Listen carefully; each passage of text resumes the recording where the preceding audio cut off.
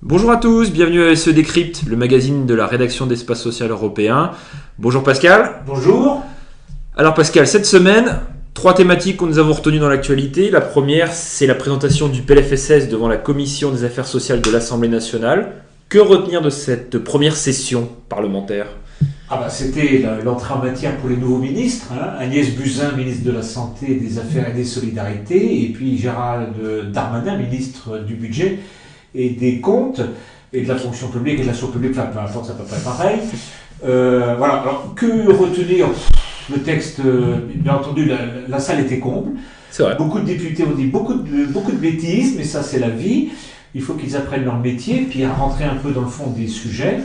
Les ministres ont évacué les questions dérangeantes, comme par exemple l'inconstitutionnalité de l'article 7 sur la CSG, et nous espérons que le recours devant le Conseil constitutionnel triomphera. L'article 11 sur le régime social des travailleurs indépendants, l'un et l'autre d'ailleurs ce sont ce qu'on appelle des cavaliers sociaux, c'est-à-dire des textes qui n'ont pas vocation à être dans un projet de loi de financement de sécurité sociale, mais enfin on aura l'occasion de revenir dans les semaines qui viennent sur cette question. Mais je rappelle que le débat, donc la semaine prochaine, la commission va travailler avec des amendements, et puis le débat en plénière commence le mardi 24 octobre. Comment avez-vous trouvé Agnès Buzyn pour sa première ? Plutôt pas mal. Pas à l'aise au début, forcément, c'est une première, mais sur le fond des sujets, c'est une vraie militante de la santé et de la prévention. Moi, je trouve ça bien. Nous avons une ministre qui finalement prend les choses avec beaucoup de fraîcheur et de spontanéité. C'est une femme construite, c'est une scientifique, donc c'est bien débrouillé, je trouve. Mieux que M. Darmanin. Ah, voilà. Pourtant qu'il y a plus d'expérience, potentiellement. Je préfère les femmes aux hommes. Voilà. Sans transition, nous allons aborder notre deuxième sujet avec la rentrée de nos amis de la MSA, de la CCMSA. L'occasion pour le président n'était pas là, mais pour le vice-président, le directeur général et d'autres vice-présidents de la caisse centrale de faire un peu un point sur l'actualité du régime. Alors dans les axes positifs, ils ont relevé forcément la hausse des revenus moyens des agriculteurs sur l'exercice 2016, légère hausse due notamment à la baisse des charges, mais ça reste quand même un signe encourageant vu le contexte économique du secteur. Parmi les points d'interrogation, il y en a 2, je dirais. Un, c'est la poursuite des dispositifs d'aide au répit et de maintien dans l'emploi qui sont proposés par la MSA, qui sont appuyés notamment par le ministère de l'Agriculture. Il y a un vrai point d'interrogation sur leur continuité sur 2018. La MSA s'en inquiète. Espère que le dialogue continuera avec le ministère pour prolonger ces dispositifs et les renforcer. Le monde agricole en a besoin. Et deuxième point, ça fait un peu le rebond par rapport à ce qu'on s'est dit tout à l'heure sur le RSI. Forcément, la MSA s'inquiète un petit peu de ce qui est arrivé au régime du RSI, s'inquiète de la fin du guichet unique, s'inquiète éventuellement des projets à moyen long terme du gouvernement. Beaucoup de points d'interrogation. Une inquiétude, le seul point positif je dirais dans ce contexte, c'est l'inauguration de leur nouveau siège national, qui est plutôt beau, on peut le dire, qui est éco-responsable en plus. C'est normal, ce sont des agriculteurs. Voilà, c'était à Bobigny désormais, ils ont quitté les Batignolles. Bobigny, c'est une très belle campagne. Il n'y a pas trop de vaches. Il n'y a pas trop de vaches.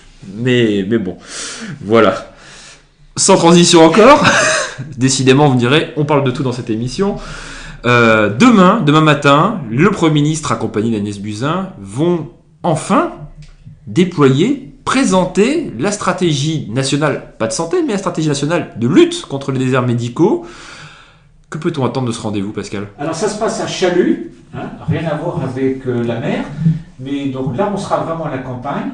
Et donc, nous verrons bien ce que le gouvernement va dire. Simplement un souhait, je crois que Mme Buzyn, lors des auditions à l'Assemblée nationale sur le PLFSS, a bien insisté là-dessus, éviter un catalogue de mesures nationales.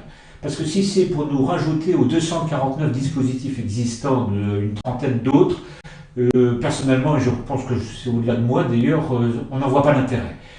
L'essentiel, c'est que ça se passe sur le terrain, très concrètement. Et donc, il faut décentraliser en profondeur tous les dispositifs et les règles du jeu pour faire en sorte que les acteurs c'est-à-dire à la fois les professions de santé, les médecins, les caisses d'assurance maladie, les collectivités territoriales, les agences régionales de santé travaillent bras dessus pour trouver des solutions concrètes, pragmatiques efficace et pérenne à cette problématique des déserts médicaux.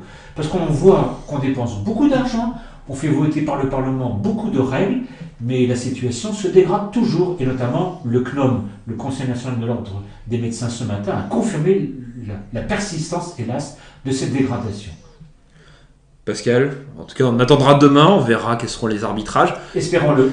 Il y aura aussi évidemment dans quelques semaines la stratégie nationale de santé. On peut présupposer que en avant-première, un grand pan sera consacré évidemment aux déserts médicaux de cette stratégie nationale de santé.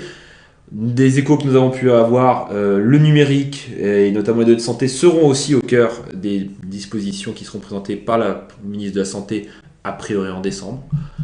Comme diraient nos amis britanniques, wait and see. Merci à tous et à toutes pour avoir écouté cette émission et on vous donne rendez-vous la semaine prochaine. Merci, au revoir. Au revoir.